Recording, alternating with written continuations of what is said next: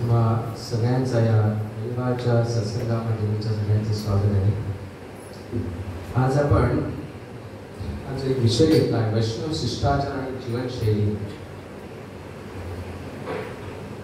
मी सगळ्यात अगोदर तुम्हाला सांगू इच्छितो की याच्यामध्ये जो आजचा विषय जो आहे तो विषय असा आहे की काही प्रभूजींना, काही माताजींना हा जर असा चिमटा देण्यासारखा विषय आहे, पण त्याच्यातून एवढं काही मनाला लागून घेऊ नका, ही माझी कळकळीची तुम्हाला विनंती. आणि जर काय याच्यामध्ये कोणाला कुठेही मी लेक्चर देताना दुखावलं असेल तर त्याच्यासाठी मला क्षमा पण करा. तर वैष्णव शिष्टाचार आणि जीवनशैली, वैष्णव एटिकेट्स अँड लाईफस्टाईल.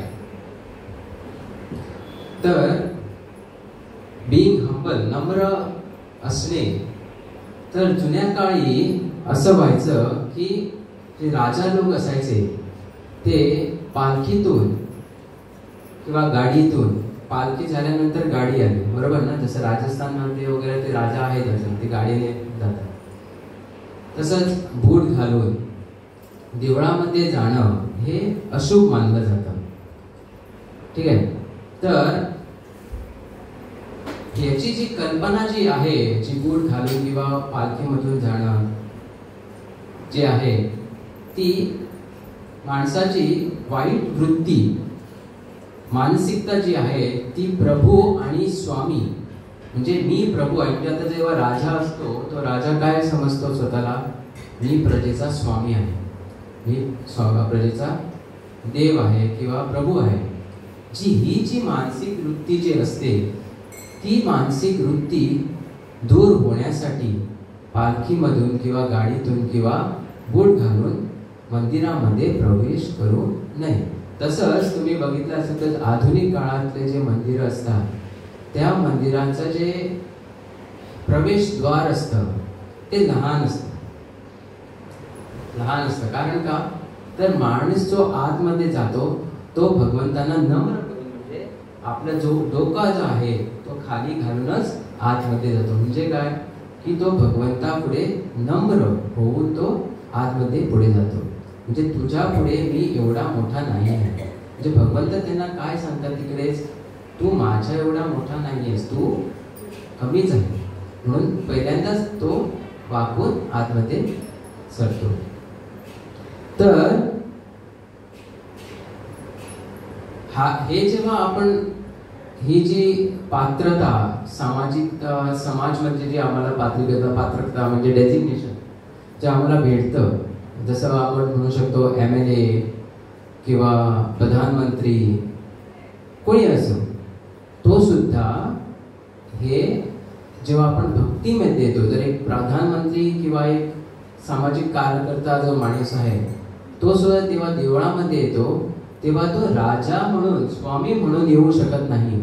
तर तो कोण म्हणून येऊ शकतो, सेवकांचा सेवक, servant of the servant of the servant. How he can come? He can come as a servant of the servant of the servant. तो फक्त सर्वंट, एक सेवाकारी माणूस म्हणूनच तो इकडे यायला पाहिजे, जेणेकरून बाकी जे सगळे जे भक्तगण आहे त्यांची तो सेवा करणार. तो सेवक कोणाचा आहे, बाकीच्यांचा सेवकांचा सेवक आहे. म्हणजे आमची पात्रता काय आहे, आमचं डेझिग्नेशन काय आहे इकडे, सेवक, सेवकांचा सेवक. म्हणजे मी याचा सेवक, तो आणि कोणाचा सेवक, तो आणि कोणाचा सेवक, असं सेवकांचा सेवक म्हणून आमची पात्रता आहे. तर ऑफरिंग ओबेसन्सी, श्रद्धेने प्रणाम किंवा अर्पण करणे. जेव्हा आपण मंदिरामध्ये येतो तेव्हा प्रथम काय करतो, वंदन करतो. म्हणजे जेव्हा आपण मंदिरामध्ये इकडे जेव्हा येतो तेव्हा आपण काय करतो, पंचांग प्रणाम करतो. म्हणजे पंचांग प्रणाम कोणासाठी हा ऍक्च्युली कोणाला माहिती नाही, तर असं चुकलंय. तर जो जे या मंदिरामध्ये जी माणसं आहेत, म्हणजे भक्तगण जे आहेत, भाविक जे आहेत, त्यांच्यासाठी आम्ही हा प्रणाम मंत्र केला पाहिजे. आणि प्रणती कोणता आहे तर वाचा कल्पतरुभ्यश्च कृपा सिंधु एवच पतितानां पावनेभ्यो वैष्णवेभ्यो नमो नमः. म्हणजे जेव्हा तुम्ही आत येता त्या दरवाजाकडे तुम्ही पंचांग प्रणाम मी तुम्हाला पुढे दाखवतो कसा असतो तो पंचांग प्रणाम. हा बघा, हा जो आहे तो पंचांग प्रणाम. ठीक आहे, हा पंचांग प्रणाम तुम्ही घालता तेव्हा तो प्रणती मंत्र जो आहे वांछा कल्पतरुभ्यश्च कृपा सिंधु एवच पतितानां पावनेभ्यो वैष्णवेभ्यो नमो नमः. हे सगळे जे वैष्णव जे आहेत त्यांना तुम्ही हा पंचांग प्रणाम. आता जर कोणीच नाही तर काय करणार, तरी सुद्धा आम्हाला घालायला पाहिजे. का तर भगवंतांचे जे भक्त जे आहेत म्हणजे आदिदेवगण जे आहेत ते उपस्थित असू शकतात इकडे. जसं आपण म्हणतो जगन्नाथ यात्रा जी असते रथयात्रा, तिकडे त्या दिवशी लाखो लोक तिकडे तयार होतात. कुठून होतात हे कोणालाच माहित नाही, कसे येतात कोणालाच काय माहित नाही, आणि दुसऱ्या दिवशी गायब होतात. तर असं सांगितलं गेलं आहे की देवतागण जे आहेत ते त्या दिवशी खाली उतरतात भगवंताचे दर्शन घेण्यासाठी आणि परत निघून जातात. तसं इकडे पण जे तिकडे भगवंत आहेत तिकडे आदी देवगण जे आहेत ते येणं स्वाभाविक आहे. तर त्यांच्यामुळे सुद्धा आपण जर कोणी नसले तरी आपण त्यांच्यासाठी म्हणून जे आदी वैष्णव जे आहेत त्यांच्यासाठी आपण काय केलं पाहिजे, दंडवत प्रणाम केला पाहिजे.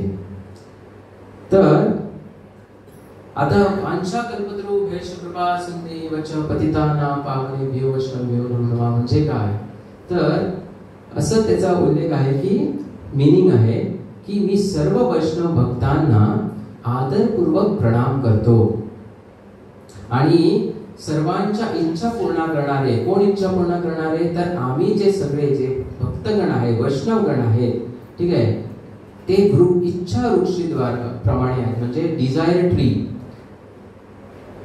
ट्री म्हणजे जे मागितल्यानंतर काही देऊ शकतात, इच्छा आमची पूर्ण करू शकतात असे हे भक्तगण आहेत. आणि पतित बद्ध जीवाबद्दल म्हणजे आम्ही पतित आहेत म्हणून तर पतित इकडे उभे आहेत.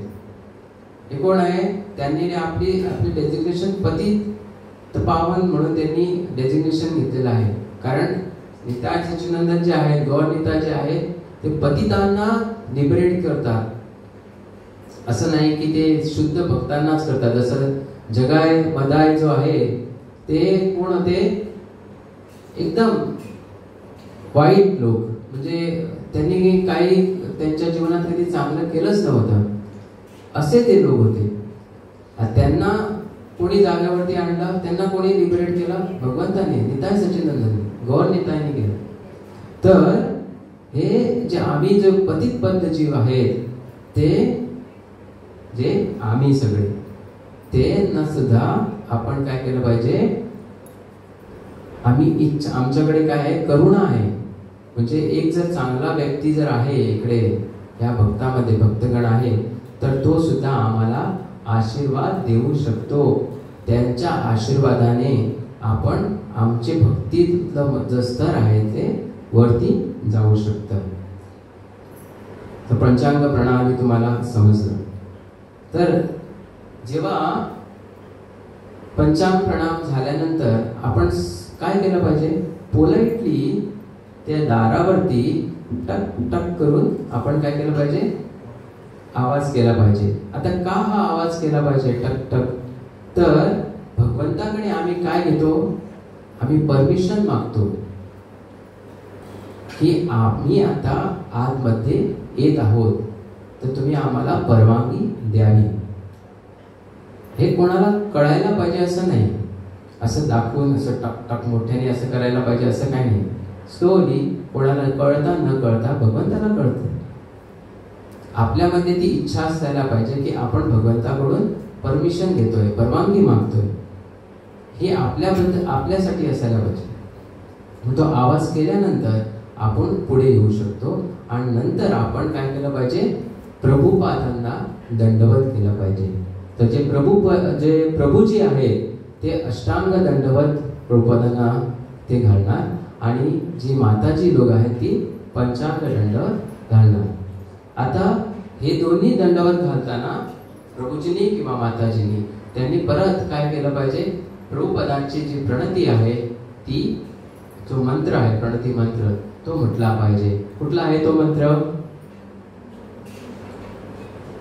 नमो नमा कुठला आहे ऐकायला येत नाही. नमा ओम विष्णुपदाय कृष्ण प्रेष्ठाय भूतले श्रीमते भक्ती वेदांत स्वामी येते नाम. आता हे गोष्ट तुम्हाला काही जणांना नवीन असेल, काही जण भक्तीमध्ये असेल 1-2 वर्ष पण असेल, पण त्यांना हे माहीत नसेल. अरे आम्ही येतो तर बाकीचे सगळे प्रणाम करतात, आम्ही पण प्रणाम करतो. पण हे जे मंत्र जे आहेत ते म्हटलं पाहिजे भगवंतासाठी, प्रभुपादांसाठी. ओके, तर नमा ओम विष्णुपदाय हा जो प्रणती मंत्र आहे तो आम्ही म्हटला पाहिजे. कोणासाठी? प्रभुपादांसाठी. आणि नमस्कार करून त्यांना आम्ही पुढे यायला पाहिजे. आता हा जो क्रमांक आहे तो मोठ्या देवळामध्ये सुद्धा सेम असतो. त्याच्यानंतर तुम्ही पुढे येणार, तुम्ही दंडवत भगवंतांना दंडवत करणार. आता भगवंतांना दंडवत करताना तुम्ही काय केलं पाहिजे, तसंच डाव्या बाजूला भगवंतांना ठेवून तुम्ही दंडवत केला पाहिजे. आता तुमचा प्रश्न असा शोधू शकतो की आता जसे प्रभूजींनी दंडवत तिकडे केला आहे ते असं आडवाच का दंडवत करतात, उभा काय न केलं? आता त्याचे विषय 2 आहेत. कारण एक तर त्यांनी समजा असा दंडवत केला असता तर त्यांचे पाय कुठे गेले असते? भगवंताकडे पाय केले असते त्यांनी. व ते बरोबर आहे का भगवंताकडे पाय करणं? नाही, ऑफेंडेड झालं. ठीक आहे. आणि दुसरं कारण असं आहे की ते प्रभुपादांना संस्थापक आचार्यांना हे सांगतात की असं जेव्हा करतो तेव्हा हे जे हार्ट असतं म्हणजे हे हृदय जे आहे ते ओपन झालं. कोणासाठी? प्रभुपादांसाठी.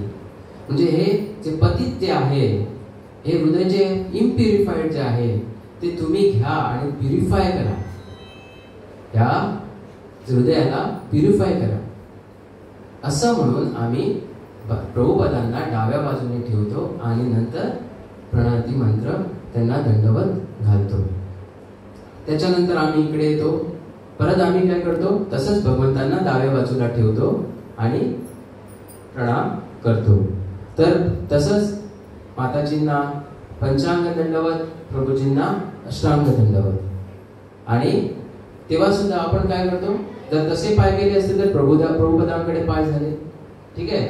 म्हणून आम्ही डाव्या बाजूला भगवंतांना ठेवून तसंच आपण परत याचना करतो की आपले जे हृदय जे आहे ते तुम्ही प्युरिफाय करा. हे इम्प्युरिफाईड जे हृदय आहे त्याला प्युरिफाय करा आणि जेणेकरून आमच्या भक्तीमध्ये आमचं याचना केल्यानंतर भक्तीमध्ये आमचं स्तर जे आहे ते वाढू शकतं. नामजपामध्ये आम्हाला रुची येऊ शकते.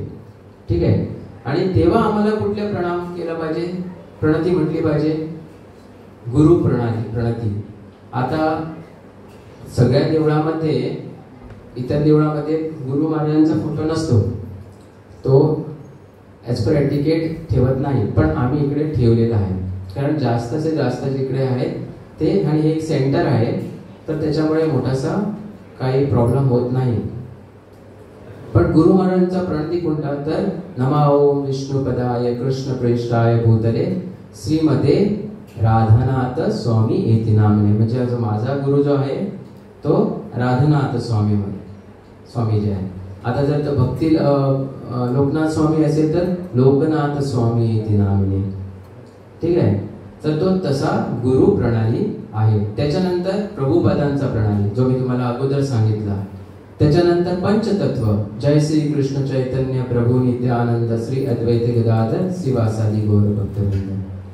ओके. आणि त्याच्यानंतर मेन डीटी. आता मेन डीटी इकडे कोण आहे, निताय सच्चिदानंद. म्हणजे तुम्हाला टोटल प्रणती म्हणायला पाहिजे, नमो महावदानाय कृष्ण प्रेम पदायते कृष्णाय कृष्ण चैतन्य नामिने गौरतीचे नमः.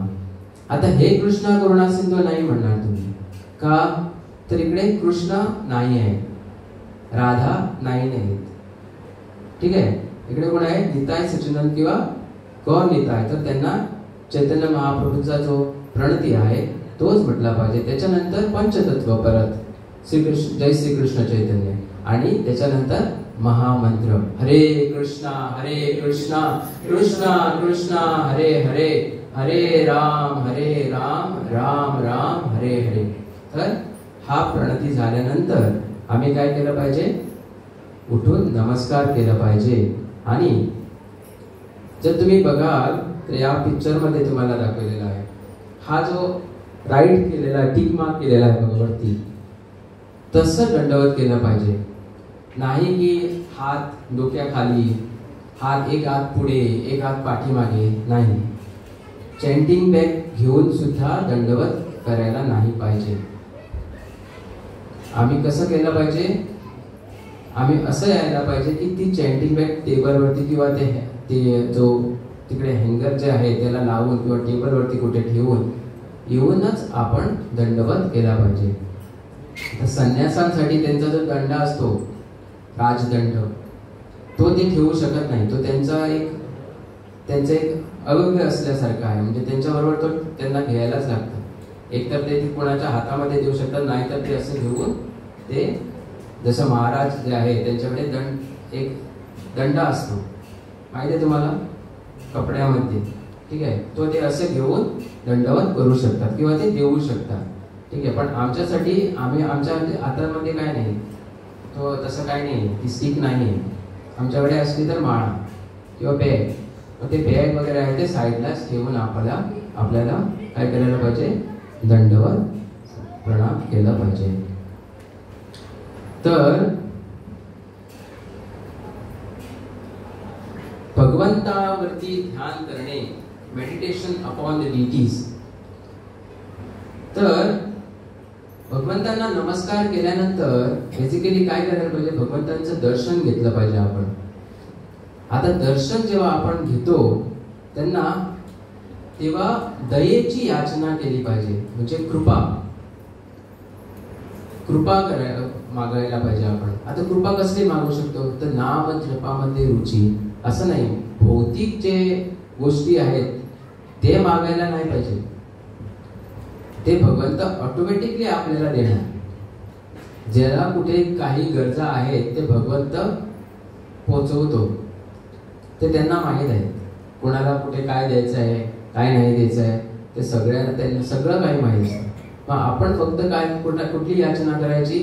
आपल्याला भक्तीमध्ये रस येऊ दे, आपल्याला नाम रुची येऊ दे, माझे जे कुटुंब आहे ते कुटुंब नाम जप करू दे, ही याचना करायला पाहिजे.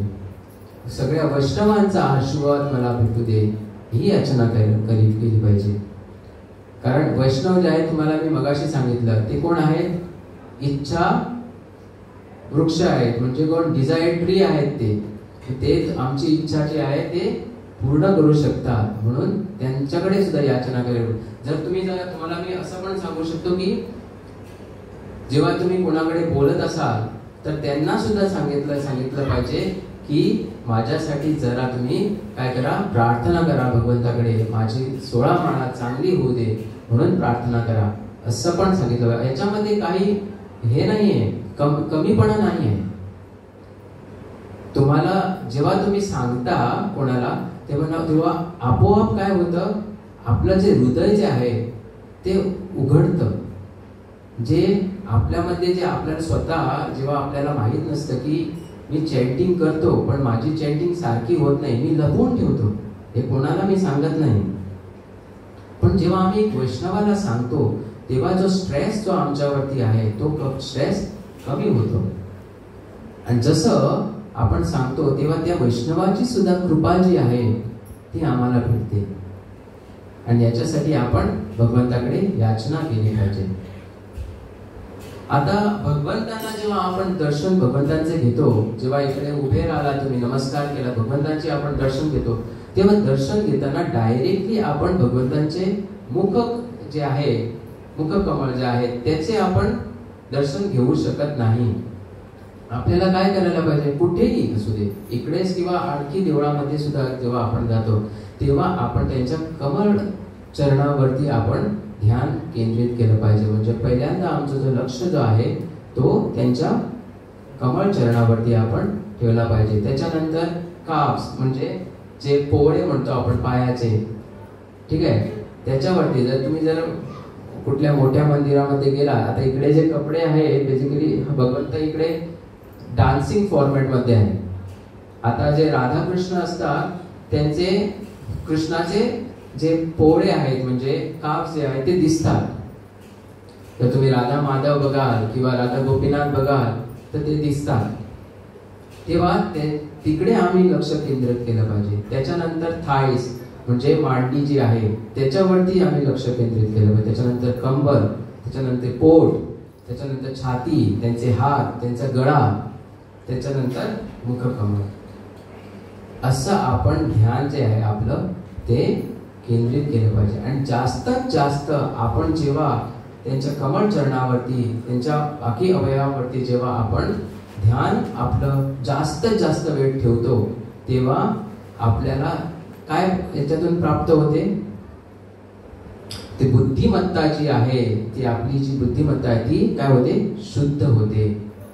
आणि श्रील प्रभुपादांनी यांच्या तात्पर्यात असं स्पष्ट करण्यात आलंय की जेव्हा आपण हे जेवढा वेळ आपण लक्ष ठेवतो ध्यानपूर्वक, आपण जेव्हा त्यांच्या अवयवांचे जेव्हा लक्ष ठेवतो, ध्यान करतो त्यांच्यावरती, तेव्हा आपली जी इंद्रिय तृप्ती जी आहे ती करण्याची जी आस आहे, ओढ आहे, ती अलिप्त म्हणजे नाहीशी होते. तर आपण सेन्स ग्रॅटिफिकेशन जे आहे ते कमी कमी होत जातं. आपण प्रयत्न केला पाहिजे. ऍक्च्युली मला पण कधी झालं नाही एवढं ध्यान करण्यासाठी. पण जर तुम्ही बघा, आपण जेव्हा जातो भगवंताकडे तेव्हा एवढं आपल्याला माहित पण नाही की असं करायला पाहिजे. पण जेव्हा असं करायला पण गेलो तर जास्त वेळ आपण करू शकत नाही. कारण काय, आमच्यामध्ये ते प्युरिफिकेशन नाही आहे. तर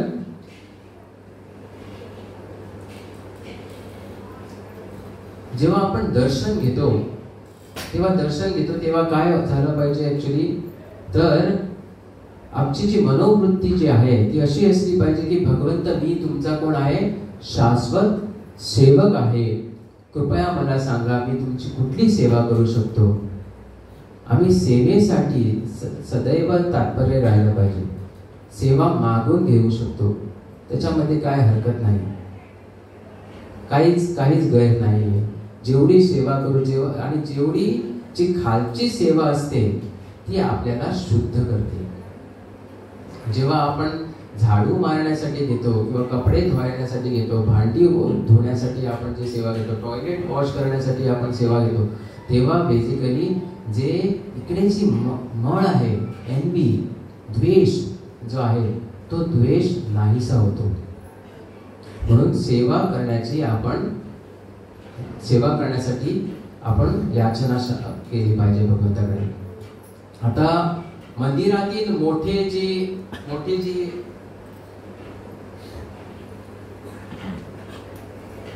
मूर्ती आहे किंवा देवता आहे, डीटीज जी आहे, ती डीटीज कशासाठी आहे, तर ती डीटीज जी आहे ती दर्शनासाठी आहे.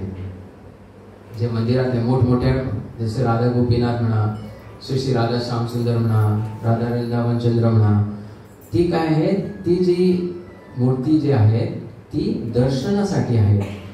आणि ते आमचे कोण आहेत, इष्टदेव सुद्धा, या संप्रदायाचे इष्टदेव सुद्धा आहेत. तर आणि हे जेव्हा तुम्ही बघाल तर तिकडे जेव्हा आपण एंट्री करतो तेव्हा आपण प्रभुपादांचं पहिल्यांदा दर्शन होत नाही. आम्हाला कोणाचं होतं तेव्हा दर्शन, त्या मोठ्या डीटींचंच होतं, राधाकृष्णांचंच होतं, बरोबर. पण ते स्वाभाविक आहे, याच्यामध्ये गैर काही नाही. पण जेव्हा पुढे आपण जातो तेव्हा दर्शन जे आहे ते आपण सारखं घेतलं पाहिजे. पण ते जेव्हा पुढे दिसतं ते एक स्वाभाविक आणि आदरणीय आहे म्हणून, आणि ते इष्टदेव आहे आणि ते दर्शनासाठीच आहे तिकडे, म्हणून त्यांचे जे दर्शन होत आहे ते काही हरकत नाही त्याच्यामध्ये. आता इतर काही जे विषय आहेत जे आपल्याला तिकडे उद्भवतात, तर जसं वृंदावनातलं श्री बलराम मंदिर, कृष्ण बलराम मंदिर म्हणा, राधा गोपीनाथ श्री श्री राधा रास बिहारी म्हणा, त्याच्यानंतर श्री श्री राधा वृंदावन चंद्रचं जे पुण्यामध्ये देऊळ आहे ते म्हणा. या देवळामध्ये कसं आहे तर ऑल्टर जे आहे ते सेपरेट ऑल्टर आहे, 3 ऑल्टर आहे. जसं वृंदावन चंद्रांच्या श्री श्री राधा वृंदावन चंद्रांच्या श्री श्री गौरनीता आहे, श्री श्री राधा वृंदावन चंद्र आहे आणि जगन्नाथ बलदेव सुभद्रा आहे. त्याच्यानंतर श्री श्री कृष्ण बलरामांच्या ह्याच्यामध्ये श्री श्री गौरनीता आहे, कृष्ण बलराम आहे, त्याच्यानंतर राधा श्याम श्री श्री राधा श्याम सुंदर आहे. बरोबर. मायापूरमध्ये पण तसं नाही आहे, अलग आहे. तर जेव्हा आपण यांचं जेव्हा दर्शन करतो, जसे श्रील प्रभुपाद करत होते, तर अगोदर काय करत होते? श्रील प्रभुपाद अगोदर काय करायचे तर प्रथम ते कुठे जायचे? श्री श्री गौरनीताईकडे ते जायचे. त्यांचा जो भक्ती सिद्धांत सरस्वती ठाकूर जे आहेत त्यांचा जो फोटो असायचाच, त्यांना ते त्यांचं प्रणती करतच. त्याच्यानंतर ते अगोदर कोणाचं दर्शन घे? गौरनीताईंचं दर्शन, त्याच्यानंतर श्री श्री कृष्ण बलरामांचं दर्शन आणि त्याच्यानंतर श्री श्री राधा श्याम सुंदरचं दर्शन. तर काही भक्तांमध्ये काही असा विचार येतो की आपण आपलं गुरुदेवांचं पण दर्शन त्यांना लाभलं पाहिजे. मग गुरुदेवांचं काय सगळ्या मंदिरामध्ये असू शकत नाही. इव्हन राधा गोपीनाथ मध्ये सुद्धा महाराजांचा फोटो नाही आहे. बरोबर ना? तुम्ही गेला बाहेर नाही, आतमध्ये ऑल्टरमध्ये नाही. फोटो असा जसा फोटो आहे तसा आहे का? आरतीच्या टाइम त्याच्या अगोदर नाही. बरोबर. मग तिकडे सुद्धा तसं नसतं. तर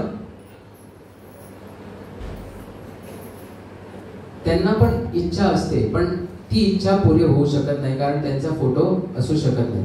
जसं प्रभूजींनी सांगितलं जेव्हा आरती असते तेव्हाच असतो, कारण का तो पण प्लेट मध्ये सुद्धा ठेवू शकतो किंवा तो ऑल्टर मध्ये पण ठेवू शकतो. कारण का जो भक्त जो आहे, पुजारी जो आहे, तो आपल्या गुरुला पहिल्यांदा ऑफर करतो. म्हणजे जी, कारण तो सक्षम नाही आहे. जसं मी समजा पूजा करतो इकडे, तर मी सक्षम नाही आहे भगवंतांना ऑफरिंग करण्यासाठी.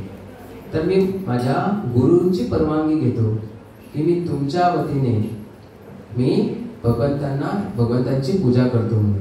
जसं ऑफरिंग जेव्हा आपण इकडे नैवेद्य दाखवतो तेव्हा पहिल्यांदा गुरु महाराजांना अर्पण केलं जातं. म्हणजे गुरु महाराज काय करतात ते आम्हाला सांभाळून घेतात आणि तसं ते आपल्या गुरु महाराजांना सांगतात. तसं ते पुढे तसंच पुढे जाऊन मेन डिटींना ते लाभतं. तर जेव्हा उपस्थित जेव्हा जे गुरु महाराज नसतात तेव्हा आपण काय केलं पाहिजे तर गुरु प्रणाली आपण घेऊ शकतो. आणि त्याच्यानंतर प्रभुपादांचं म्हणजे असेंडिंग ऑर्डर मध्ये प्रभुपादचं आपण दर्शन म्हणजे त्यांची प्रणती, त्याच्यानंतर षडगोस्वामी, त्याच्यानंतर पंचतत्व आणि मेन डिटीज. आता मेन डिटीज कुठलं झालं? जसं मी तुम्हाला सांगितलं इकडे बघा, जसं तुम्हाला मी सांगितलं इकडे गौरनीता आहे. म्हणजे इकडे आम्ही कोणाचं अगोदर करणार? आपण आपल्या गुरु महाराजांची प्रणती, त्याच्यानंतर आपण प्रभुपादाची प्रणती, त्याच्यानंतर पंचतत्व, ते षडगोस्वामी, नंतर पंचतत्व आणि नंतर श्री श्री गौरनीता आहे. तसंच आणि दंडवत पण करायला पाहिजे. असं नाही की म्हटलंच म्हणून दंडवत करत, एक दंडवत झाला एका ऑल्टरला, आता दुसरा दंडवत झाला हे जे आहेत कृष्ण बलराम यांच्या पुढे, आणि तिसरा जो आहे श्री श्री राधा श्याम सुंदर. आता हेच जे आहे राधा गोपीनाथ मंदिर मध्ये आम्ही करू शकत नाही, जे मुंबईला आहे चौपाटीला. कारण काय, त्यांचा ऑल्टर जो आहे तो एकच आहे.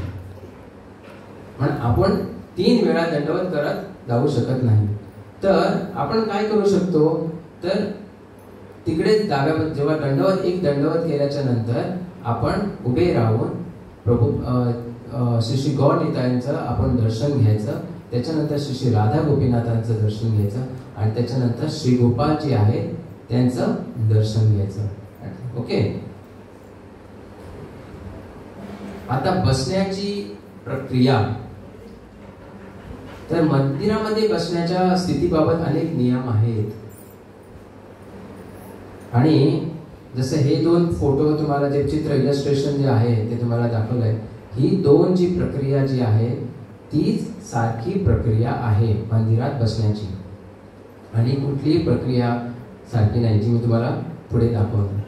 तर जेव्हा आम्ही बसतो तेव्हा पाय जे असतात आमचे ते आमच्या गुरु महाराजांकडे आपण केले नाही पाहिजे. आमचे पाय गुरु महाराजांकडे किंवा तुलसी महाराजांकडे किंवा इत्यादी जे भगवंत आहेत त्यांच्याकडे आपण आमचे पाय कधीही केले नाही पाहिजे. ठीक आहे. त्यांना आपले पाय दाखवू सुद्धा शकले नाही पाहिजे. आम्ही दाखवू शकत नाही. आमचा धोती जो आहे तो धोतीने काय करायला पाहिजे, ते पाय जे आहे ते आम्हाला झाकले पाहिजे. तसेच माताजींनी आपल्या साडीमध्ये ते पाय झाकले पाहिजे. मी सांगत नाहीये, एटिकेट्स बुक सांगतोय. ठीक आहे. तर शक्यतो डीडीज किंवा व्यासासनला पण पाठ करून बसू नये. हे व्यासासन आहे, डीटी जे आहे त्यांना सुद्धा पाठ करून बसू नये. पण एखाद्या समजा टेम्पलचं जर समजा स्ट्रक्चर किंवा डिझाईन जर तसा असेल तर त्याच्यामध्ये आम्हास ऍडजस्ट करावं लागेल. पण एरवी आपण भगवंतांना आपण पाय दाखवू शकत नाही. तर हे बघा, हे जे इलस्ट्रेशन आहे बघा, आम्ही काय करतो, आमचे घोटे म्हणजे अँकल पकडतो किंवा आमचे जे गुडघे पकडतो. ठीक आहे. कोपर असं असं पकडून असं कोणीतरी बसतो.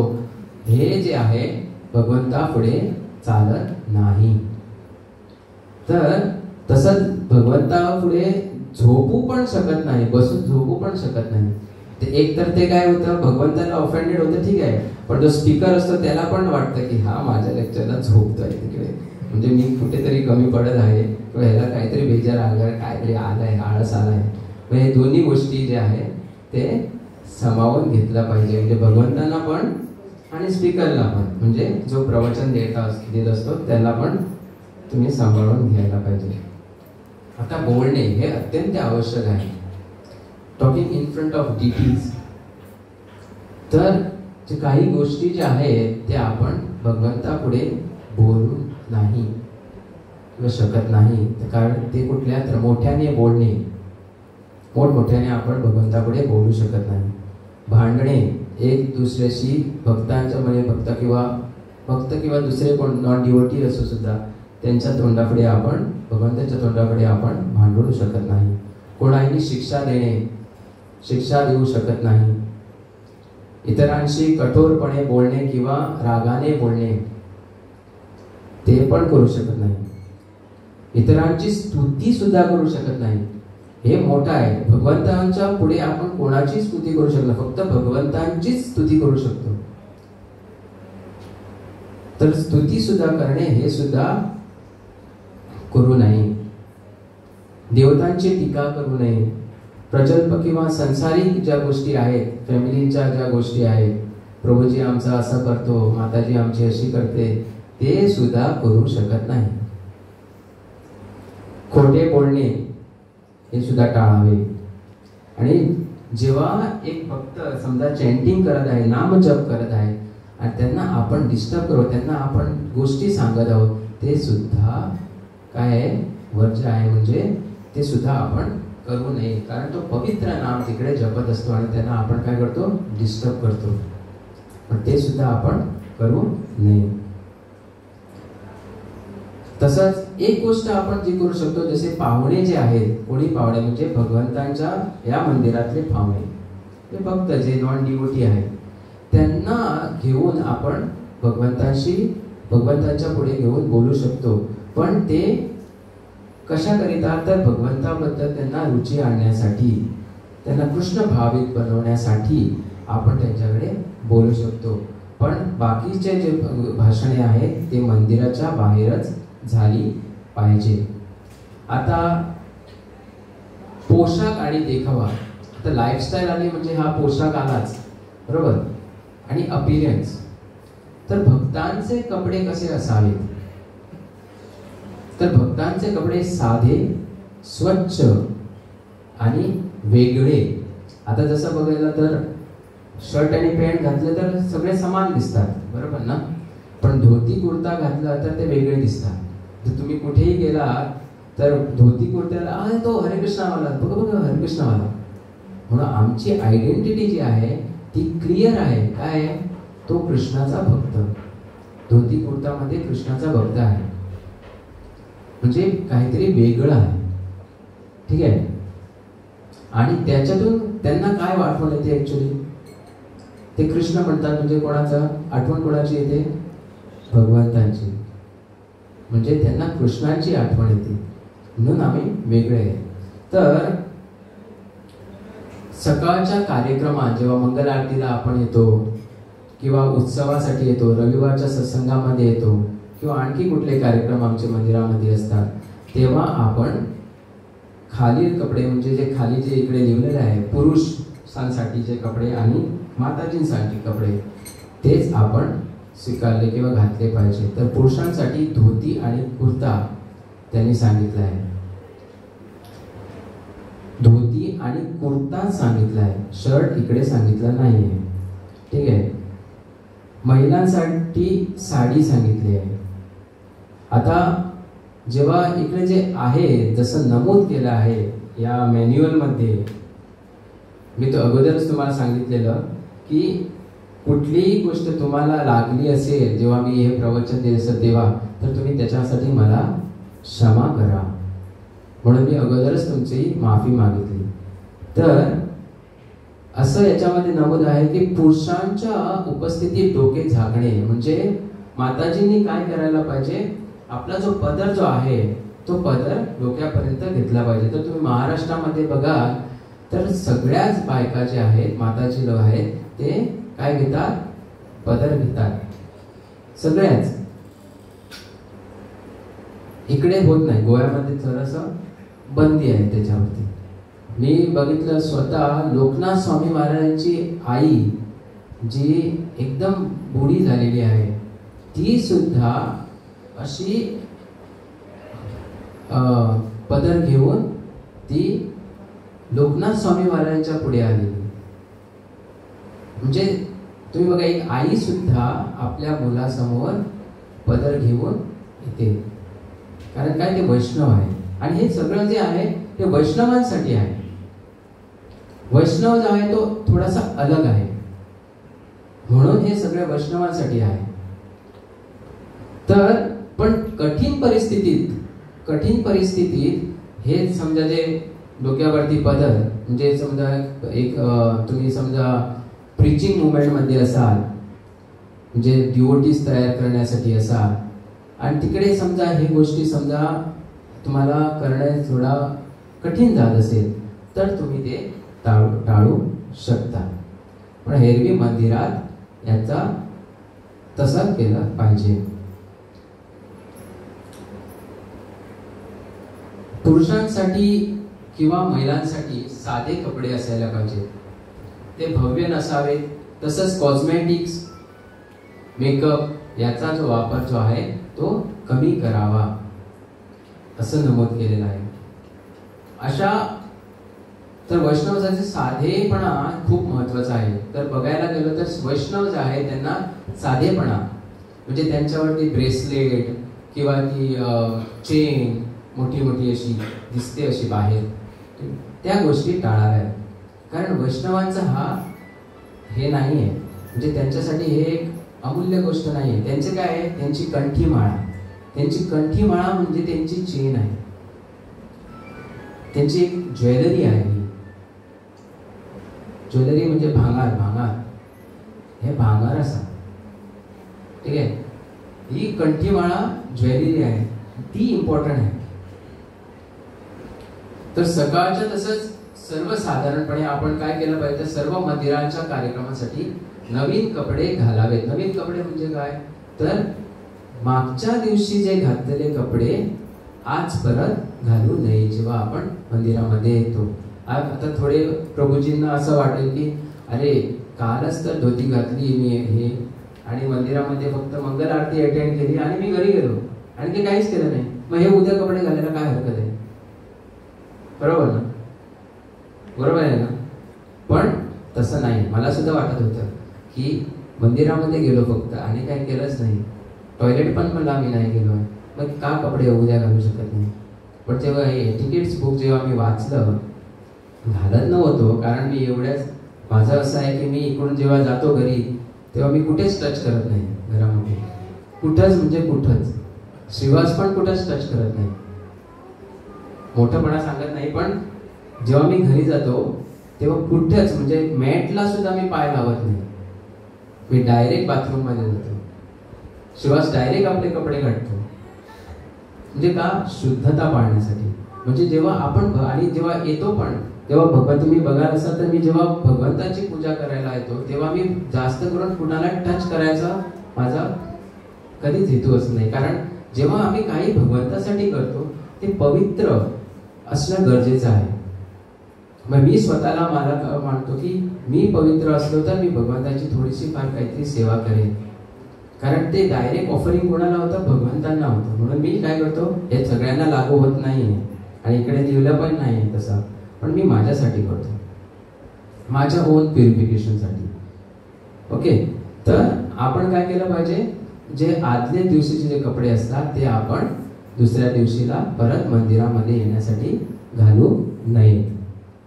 ती साडी जर सुद्धा ती नवीन 5,000ची असली तरी सुद्धा टाळा, दुसऱ्या फंक्शनला कुठे यूज करू शकतो, बरोबर ना?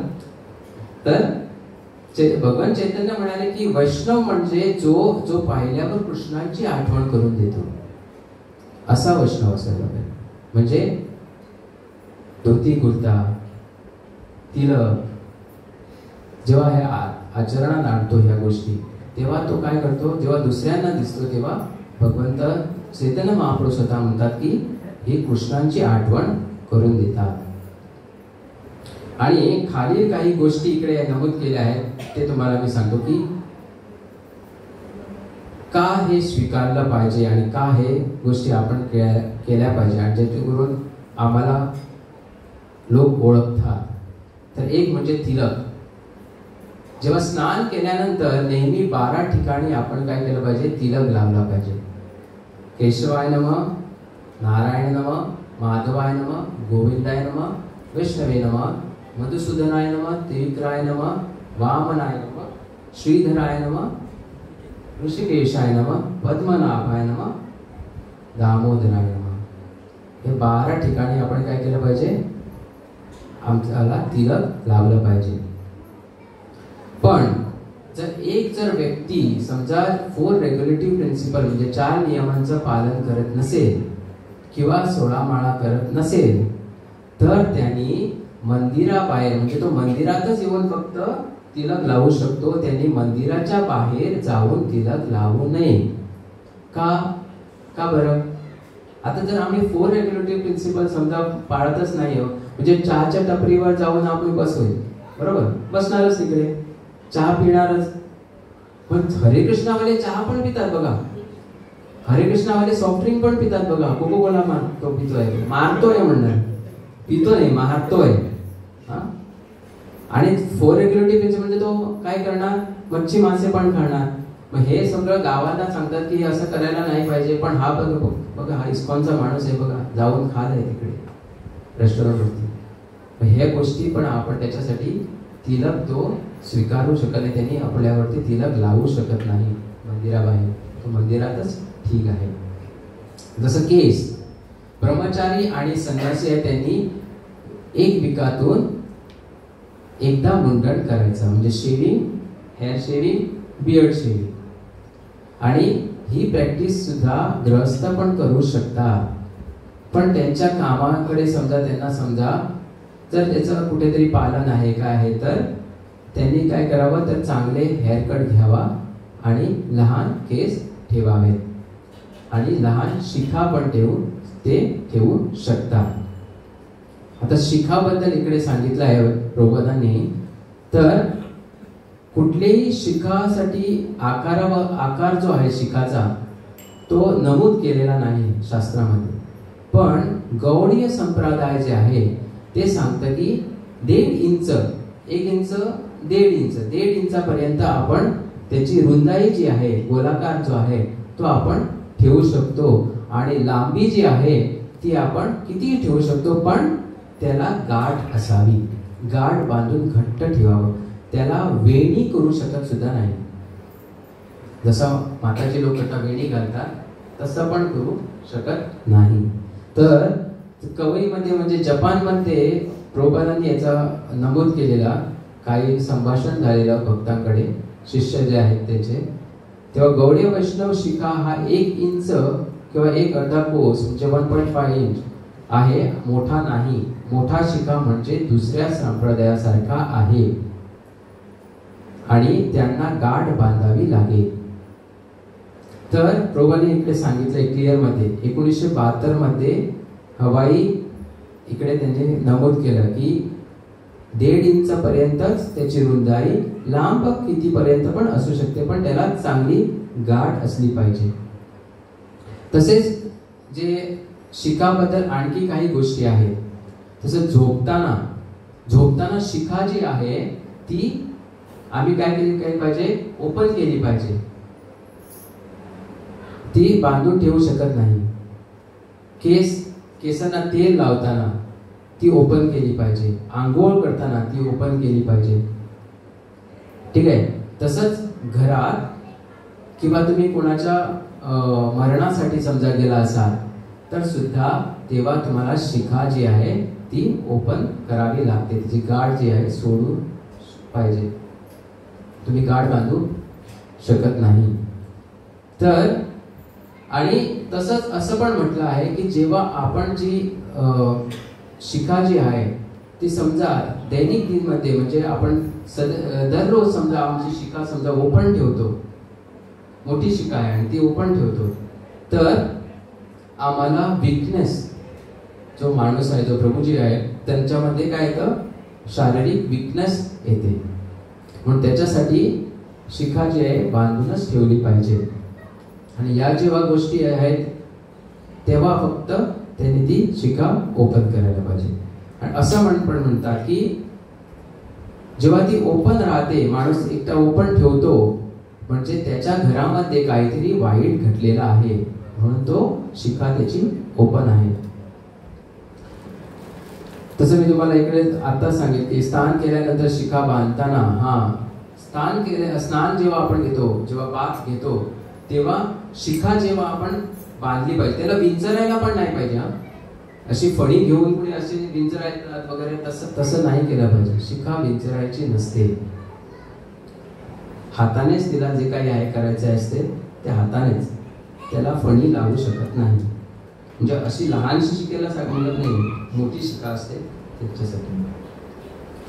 तर ती शिखा बांधताना त्या प्रभूजींनी काय केलं पाहिजे, तर हरे कृष्ण महामंत्र जो आहे तो म्हणून ते काय करू शकतात, शिखा बांधू शकतात, गाठ घालू शकतात. किंवा जो ब्राह्मण दीक्षित आहे, ज्यांना जाणव आहे, ते गायत्रीची पहिली ओळ जी आहे ते म्हणून ते आपली शिखा बांधू शकतात.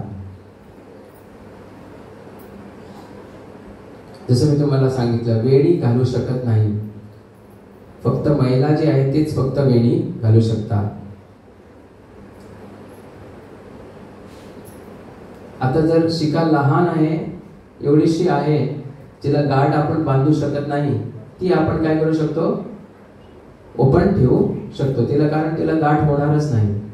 ठीक आहे. पण मोठी शिखाला आपण गाठ घालायला पाहिजे. महिलांना लांब केस मागे बांधलेले ठेवणे श्रेयस्कर आहे, खुले सोडू नयेत. आता कंठी माळा, सगळे जे दीक्षा घेतलेले भक्त जे आहेत त्यांनी कंठी माळा कमीत कमी 2 किंवा 3 राऊंडची म्हणजे फेऱ्यांची असली पाहिजे. आणि जे भक्त दीक्षा घेतलेली नाहीत पण ते 4 नियमांचं पालन करीत असेल, 16 माळा ते करत असेल, तर त्यांनी काय करावं, त्यांनी किंवा ते दीक्षा घ्यायची त्यांची इच्छा असेल तर त्यांनी कंठी माळा ते धारण करू शकतात. पण एक व्यक्ती समजा भगवंताप्रती समजा तो समर्पण नाही आहे, तर त्या व्यक्तीने कंठीमाळा घालू नये. तसंच वैष्णवांचे अनुकरण कोणी करीत असेल, म्हणजे त्याच्यासारखा मला पण त्याच्यासारखं घालायचं आहे कंठीमाळा, ती चांगली दिसते गळ्यामध्ये, नाही करू शकत नाही, कारण तो 4 नियमांचं पालन करत नाही, तो कंठीमाळा धारण करू शकत नाही. काही लोक जे आहेत, जगन्नाथांचा जो दोरी असते बघा रथ ओढण्याची मोठी, किंवा अभिषेक झाल्यानंतर, भगवंतांचा अभिषेक झाल्यानंतर त्यांचा निर्माल्य जो कपडे जे आहेत, ड्रेस जो आहे, त्याचं दोरी गळ्यामध्ये बांधतात, किंवा जगन्नाथांची ती मोठ्या दोरीचं कस काढून ते गळ्यामध्ये बांधतात. ठीक आहे. त्याच्यानंतर कमळाचे मणी जे असतात त्याचा जर कोणी स्वीकार करत असेल, किंवा नरसिंहदेवांचं लॉकेट असतं ते समजा कोणीतरी धारण केलं, हे नाही हा लॉकेट म्हणतात, म्हणजे त्यांचं मुख जे कमळ जे आहे ते समजा धारण करत असेल, तर ते पूजा करताना ठीक आहे. पूजा केल्यानंतर तो शौचालयात किंवा त्याच्यावरून आंघोळ ह्या गोष्टी तो, किंवा घराबाहेर जाताना त्या तो व्यक्ती धारण करू शकत नाही. फक्त तुळशी माळाच करू शकतो. कंठीमाळा जी आहे कायमस्वरूपी घातली पाहिजे. जसं मी एका महाराजांच्या लेक्चरमध्ये ऐकलेलं, तो यूट्यूब रील येतो कोणाचा, तो एल्लो वृंदावनात महाराज आहे, हा प्रेमानंद महाराज सांगत होते की समजा एखाद्याची कंठीमाळा पडली, गळ्यातून कंठीमाळा पडली, हरवली, तर त्यांनी एक कंठीमाळा आपल्या सोबत ठेवायला पाहिजे. सदैव कुठे आपण कुठे जाताना त्यांनी काय केलं पाहिजे, दूर कुठे जाताना एक कंठीमाळा आपल्या बरोबर सोबत ठेवली पाहिजे. का तर ही जर कंठीमाळा जर हरवली तर लगेच त्यांनी काही वेळ सुद्धा न गमावता त्यांनी दुसरी कंठीमाळा धारण केली पाहिजे. कारण तुम्ही जर इकडे वाचाल तर ते काय करतं, त्याची वाईट स्वप्नांपासून आम्हाला दूर ठेवते, अपघातापासून, शस्त्रांपासून, शस्त्रांच्या हल्ल्यापासून आणि यमराजांच्या सेवकांपासून आमचं संरक्षण करते. आणि तसं तुळशी माळा पाहून यमदूत जे आहेत ते काय करतात, बेसिकली काय होतं त्यांचं, जशी तुम्ही बघितलं असेल की झाडाची पानं जी पसरलेली असतात आणि जेव्हा मोठा वारा येतो आणि त्या वाऱ्याने ती पानं पुढे जातात, तसं उल्लेख केलाय की यमदूत सुद्धा असे दूर होतात तुळशी माळेला बघून. म्हणून आपण आपली तुळशी माळा जी आहे, कंठीमाळा, ती आपण सदैव धारण केली पाहिजे. आणि भगवंत सुद्धा खूप खुश होतात.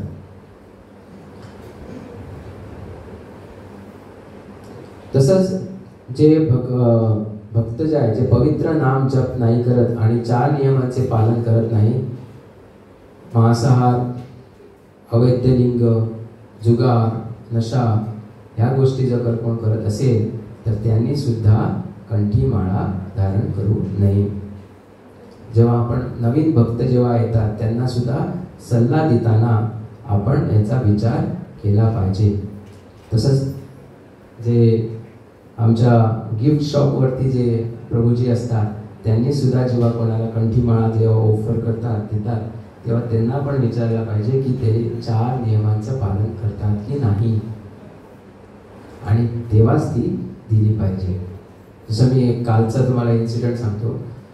मी राज सुपर मार्केटमध्ये गेले आणि तिकडे जी सेल्समॅन जी आहे, जे काउंटरवरती जी मुलगी आहे, ती दुसऱ्या मुलीला सांगत होती, मी ते ऐकलं, ती कंठीमाळा तिने घेतला, मला तसली पाहिजे होती, त्यांच्याकडेच भेटते आणि कुठे भेटत नाही. ती सांगते त्याला, तुला पंढरपूरमध्ये भेटू शकते ना, नाही ती म्हणजे त्यांची चांगली दिसते.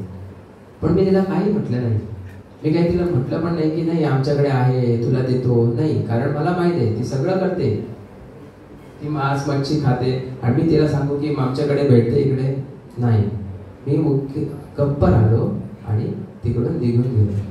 कारण तिला ते सांगितलं समजा की आमच्याकडे आहे तर ती मागणार, पण तिला ते मला सगळं सांगावं लागेल की तू करू शकते का करू शकत नाही, हे सगळं तिला सांगावं लागेल. मग तिच्यावरती ते भारी पडणार. मग मी काय केलं, तिकडून हळूच निघून गेलो. हरे कृष्ण. थँक्यू. तुम्ही सगळ्यांनी माझं लहानसं असं प्रवचन ऐकलं. मी हे ॲक्च्युली मुद्दामून हा शिष्टाचाराचा विषय आहे तो मी घेतला. प्रभूजींनी मला जेव्हा शरण प्रभूजींनी शरण गोविंद शरण प्रभूजींनी मला जेव्हा संधी दिली तेव्हा मी हा विषय मुद्दामून घेतला. कारण का तर आम्हा सगळ्यांना कसं वागायचं, कसं भगवंतापुढे आम्ही काय म्हणायचं. कारण मी सुद्धा कमीत कमी मला 7-8 वर्ष झालेली, मला माहीत नव्हतं की मी देवाला इकडे दंडवत करतो तेव्हा काय म्हणायचं.